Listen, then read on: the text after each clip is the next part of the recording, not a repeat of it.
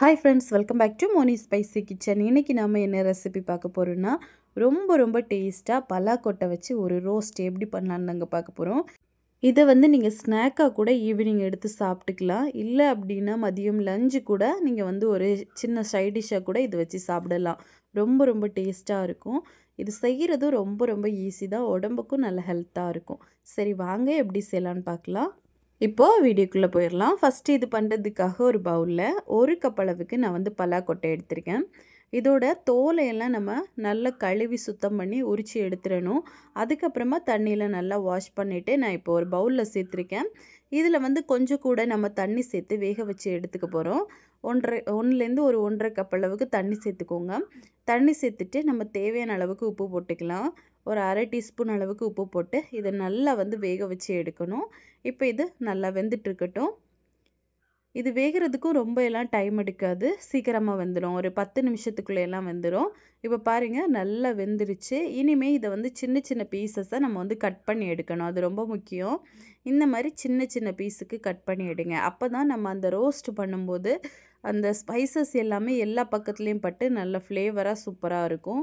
இப்போ இதே மாதிரி நம்ம எல்லாத்தையுமே கட் பண்ணிடலாம். பாருங்க கட் பண்ணுறதுக்கும் ரொம்ப ஈஸியாக தான் வரும். நல்லா வெந்துச்சு அப்படின்னா நம்ம ஈஸியாகவே கட் பண்ணிடலாம். இப்போ பாருங்க நம்ம எல்லாத்தையுமே கட் பண்ணி எடுத்துட்டோம். இனிமே நம்ம சீக்கிரமாகவே இதுக்கான தாளிப்பெல்லாம் போட்டு இதை ரோஸ்ட் பண்ண ஆரம்பிச்சிடலாம்.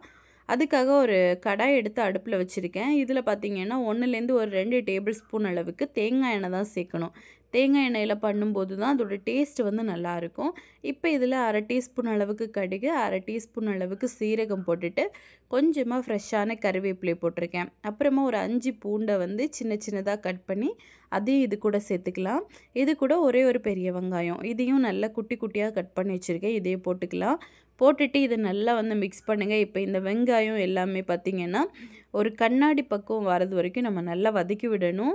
இப்போ இது கொஞ்சம் வெந்துருச்சு. இந்த டைமில் 1 டீஸ்பூன் அளவுக்கு மிளகாய்த்தூள், 1 டீஸ்பூன் அளவுக்கு மல்லித்தூள் இவ்வளோ போட்டு ஃபஸ்ட்டு வதக்குங்க. இல்லை அப்படின்னா சீக்கிரமாக தீஞ்சு போக ஆரம்பிக்கும். இல்லைன்னா நீங்கள் ஸ்டவ்வை ஆஃப் பண்ணிவிட்டு கூட பொடிகள் எல்லாம் போட்டுக்கலாம்.